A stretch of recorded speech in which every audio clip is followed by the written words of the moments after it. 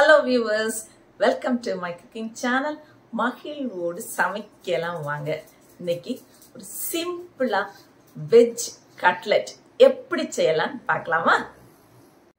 Veg cutlet செய்ய தேவையான ingredients பார்க்கலாம். 10 beans, small piece carrot, onion, green chilli, cabbage small piece, coriander leaves, potato ஒன்று boil பண்ணி வச்சிருக்கிறேன்.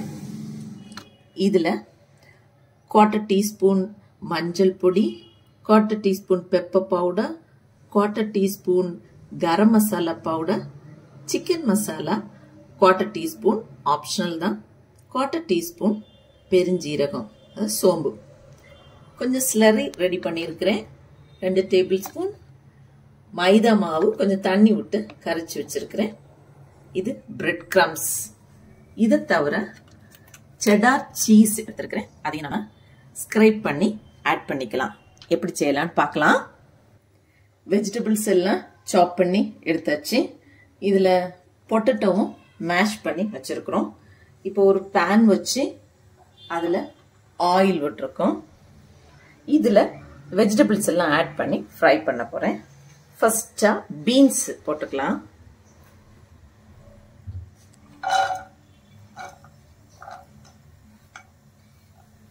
கேரட் கொஞ்சம் ஃப்ரை ஆன பிறகு கேபேஜ் ஆட் பண்ணிக்கலாம். இதில் கேபேஜ், இப்போதான் நான் ஆனியனும் ஆட் பண்ணுறேன்.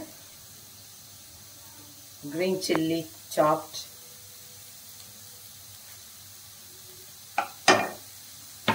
quarter teaspoon salt ஆட் பண்றேன். அழகா ஃப்ரை ஆயிடுச்சு. இப்போ மேஷ் பண்ணி வச்ச பொட்டேட்டோ அதை ஆட் பண்றோம். நல்லா இதோட மிக்ஸ் பண்ணிக்கலாம்.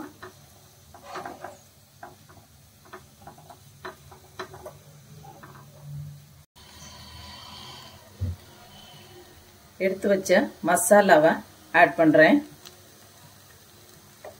இதுக்கு தேவையான அளவு சால்ட்,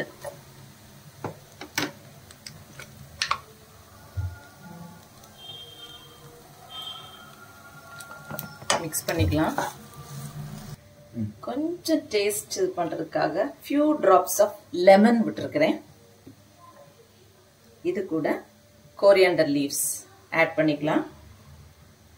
உங்களுக்கு கறி லீவ்ஸ் வேணும்னா கறி லீவ்ஸும் ஆட் பண்ணிக்கலாம். நான் இதில் ஆட் பண்ண வெஜிடபிள்ஸை தவிர கேப்சிகம், மஷ்ரூம், அந்த மாதிரி வேற வெஜிடபிள்ஸ் உங்களுக்கு விருப்பமானா அதையும் நீங்க ஆட் பண்ணிக்கலாம். இது ஃப்ளேமை ஆஃப் பண்ணிக்குவோம். இது நல்லா ஆறட்டும். நல்லா ஆறின பிறகு நம்ம பால்ஸ் உருண்டை பிடிச்சு, இது உருண்டை பிடிக்கிறதுக்கு முன்னால கொஞ்சமா இதை ஸ்க்ரைப் பண்ணி வச்சிருக்கிற செடார் சீஸ், இதுவும் ஆப்ஷனல் தான், விருப்பமான ஆட் பண்ணிக்கலாம். இப்ப இது ஆறட்டும். ஆற வைப்போம். கொஞ்சமா செடார் சீஸ் ஆட் பண்றேன்.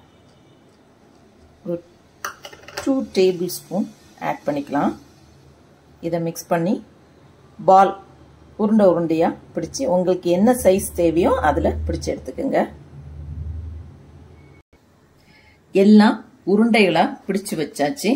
உங்களுக்கு வேண்டிய சைஸ் உருண்டை பிடிச்சிக்கலாம்.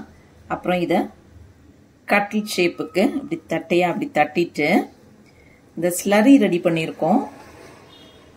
மைதா மாவும் வாட்டரும் மிக்ஸ் பண்ணி வச்சிருக்கிறோம். அதில் டிப் பண்ணி பிரெட் கிரம்ஸில் ஃபோல்ட் பண்ணி எடுக்கணும். இப்போ இந்த ஸ்லரியில் இதை டிப் பண்ணுறோம். கொஞ்சம் பெரிய பாத்திரமா கொஞ்சமாக இருக்கனால நான் சின்ன பவுல் எடுத்தேன். உங்களுக்கு வேணா கொஞ்சம் பெரிய சைஸ் பாத்திரம் எடுத்துக்கோங்க. இதை இப்படியே நம்ம பிரெட் கிரம்ஸில் டிப் பண்ணுறோம். இப்போ எல்லா பால்ஸும் தட்டையாக தட்டி கட்லெட் மாதிரி ஷேப் பண்ணி எடுத்தாச்சு. இதை நம்ம ஆயிலில் ஃப்ரை பண்ணி எடுக்க போகிறோம். அதுக்கு முன்னால் நீங்கள் ஒரு 30 மினிட்ஸ் ஃப்ரீசரில் வச்சு எடுத்தீங்கன்னா சூப்பராக வரும்.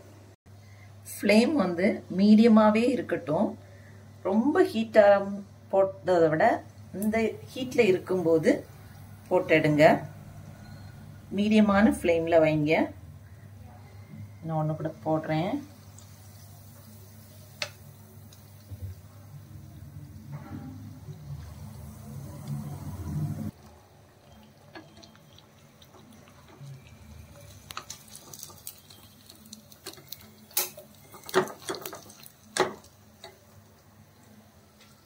எல்லா கட்லெட்டும் சூப்பரா ஃப்ரை பண்ணி முடிச்சாச்சு. இனி இது இப்படி சாப்பிடணும்னா சாப்பிடலாம், சாஸ் வச்சு சாப்பிடணும்னா சாஸ் வச்சு சாப்பிடலாம், மயோனைஸ்னா மயோனைஸ், உங்க விருப்பப்படி சாப்பிடலாம். ஒன்னு எடுத்து பார்க்கலாமா? வெளியே நல்லா கிறிஸ்பியா இருக்கு பாருங்க. சீஸும் போட்டிருக்கோம், செடார் சீஸ். ஸோ அதோட டேஸ்ட்டும் நல்லா இருக்கும். வா, சூப்பரா இருக்கு. ஸோ இது போல விதவிதமா ரெசிபிஸ் வேணும்னா மகிழ்வோடு சமைக்கலாம் வாங்க. சேனல்ல பாருங்க, சமையுங்க, ருசிங்க, மகிழுங்க. அதோடு கூட please subscribe my channel, like and share with your friends and relatives. Thank you.